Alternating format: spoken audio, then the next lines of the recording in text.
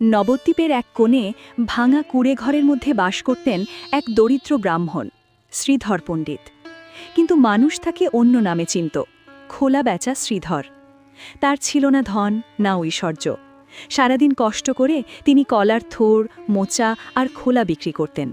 যা আয় হতো তার অর্ধেক তিনি দিতেন গঙ্গা পূজায়, আর বাকি অর্ধেক দিয়ে কোনো মতে চালাতেন সংসার। তবুও তার মুখে ছিল একটাই নাম, হরি হরি। একদিন নয়, প্রতিদিনই তার দোকানে আসতেন এক অদ্ভুত গ্রাহক, শ্রী চৈতন্য মহাপ্রভু, তখন যিনি সবার কাছে নিমাই পণ্ডিত নামে পরিচিত। নিমাই এলেই শুরু হতো এক মজার ঝগড়া। এই শ্রীধর, তুমি এত দাম নাও কেন? অর্ধেক দামে দিতে হবে। শ্রীধর হেসে বলতেন, পণ্ডিত মশাই, আমি গরিব মানুষ, একটু তো লাভ রাখতে দিন। কিন্তু নিমাই কিছুতেই ছাড়তেন না। কখনো জোর করে জিনিস নিয়ে নিতেন, কখনো দাম না দিয়েই চলে যেতেন। তবুও শ্রীধর রাগ করতেন না, মুখে শুধু মৃদু হাসি। ঠিক আছে পণ্ডিত, আপনি তো নিজের মানুষ। এই ঝগড়া ছিল না রাগের, ছিল ভালোবাসার, ভক্ত আর ভগবানের এক মিষ্টি খেলা। একদিন শ্রীচৈতন্য মহাপ্রভু তার মহাপ্রকাশ লীলায় নিজের ঈশ্বরত্ব প্রকাশ করলেন। সেই দিন তিনি ডাকলেন শ্রীধরকে। কাঁপতে কাঁপতে শ্রীধর এসে দাঁড়ালেন তার সামনে।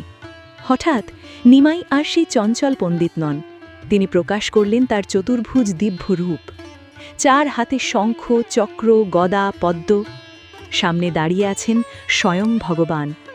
মহাপ্রভু মৃদু কণ্ঠে বললেন, শ্রীধর, তোমার দারিদ্র্য দেখে আমার কষ্ট হয়।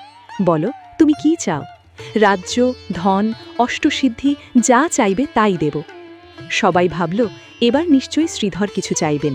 কিন্তু শ্রীধর চোখে জল নিয়ে হাত জোর করে বললেন, প্রভু, আমি কিছুই চাই না, শুধু একটা বর দিন। যে ব্রাহ্মণ নিমাই আমার সাথে কলার খোলা নিয়ে ঝগড়া করত, সেই রূপটিই যেন আমার হৃদয়ে চিরকাল থাকে। আপনার চরণে যেন আমার নিঃস্বার্থ ভক্তি কখনো না হারায়। এই কথা শুনে মহাপ্রভুর চোখ ভরে গেল অশ্রুতে। তিনি শ্রীধরকে বুকে জড়িয়ে ধরলেন, যেন বহুদিনের প্রিয়জনকে ফিরে পেয়েছেন। মহাপ্রভু বললেন, তোমার দেওয়া কলার থোড়, মোচা আমার কাছে অমৃতের মতো।